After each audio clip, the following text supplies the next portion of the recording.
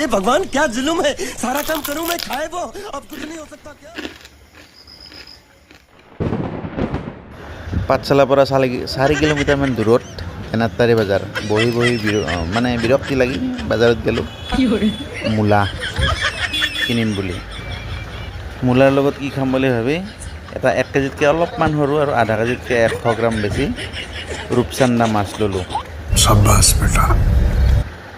আলু মূলা আৰু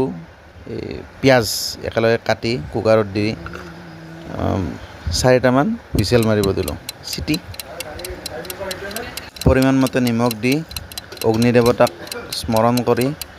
লগাই দিলোঁ মাছত হালধি গুড়া দি পিছত এটা বস্তু দিব পাহৰি গ'লোঁ সেইটো দিয়াই নহ'ল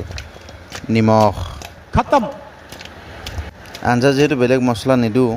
তাৰ কাৰণে আদা নহৰু একেলগে মানে থেতলাই লৈছোঁ আৰু দুপৰীয়া অলপ দালি আছিল মুগৰ দালি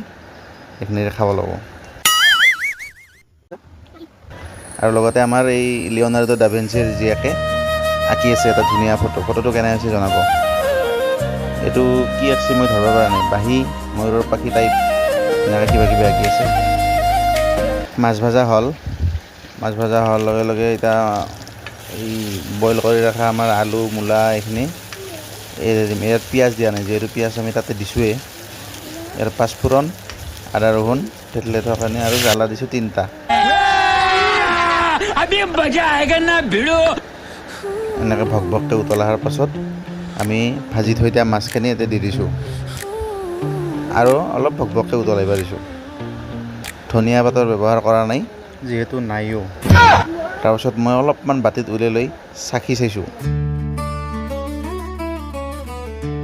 ধন্যবাদ ভিডিঅ'টো চোৱাৰ বাবে পিছত লগ পাম ছাবস্ক্ৰাইব কৰি ৰাখিব